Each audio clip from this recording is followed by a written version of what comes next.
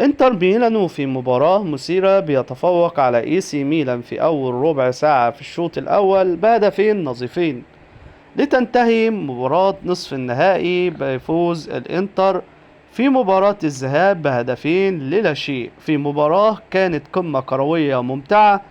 ديربي ميلانو، الديربي الأقوى من دربيات العالم.